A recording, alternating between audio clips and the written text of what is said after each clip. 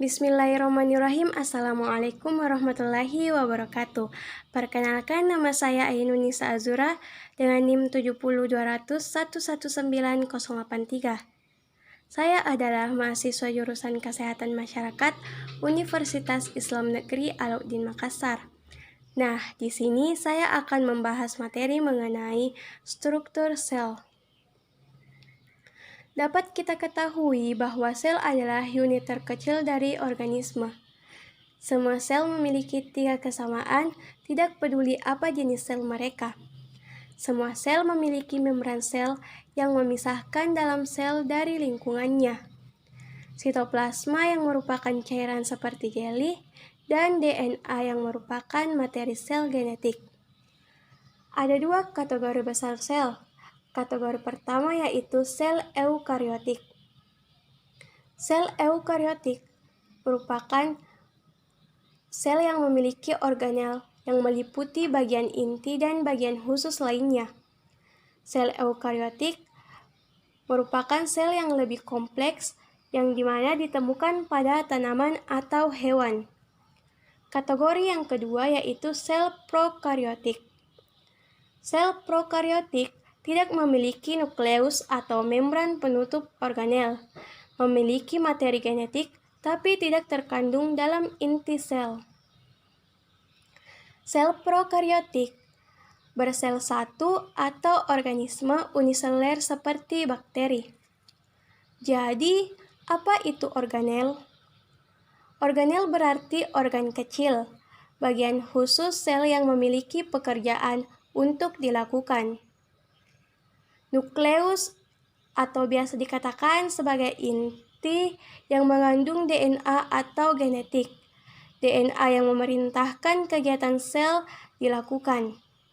Kromatin kusut adalah bentuk DNA yang tersebar dalam membran nukleus. Ketika sel siap untuk membelah, DNA memadat menjadi struktur sebagai kromosom. Nukleolus atau struktur di mana ribosom dibuat. Setelah ribosom meninggalkan inti, mereka akan memiliki tugas penting yaitu mensintesis atau membuat protein. Di luar inti, ribosom dan sisa organel melayang di sitoplasma. Ribosom melekat pada retikulum endoplasma atau biasa disingkat dengan RE. Ada 2 jenis RE, yaitu retikulum endoplasma kasar dan retikulum endoplasma halus.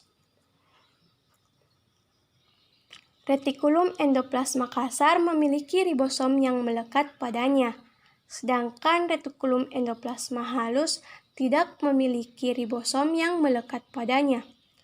Retikulum endoplasma adalah membran tertutup untuk mengangkut bahan seperti protein disintesis oleh ribosom. Protein dan bahan lainnya muncul dari retikulum endoplasma melalui vesikula kecil, di mana badan Golgi menerima. Protein bergerak melalui badan Golgi diubah menjadi bentuk digunakan sel.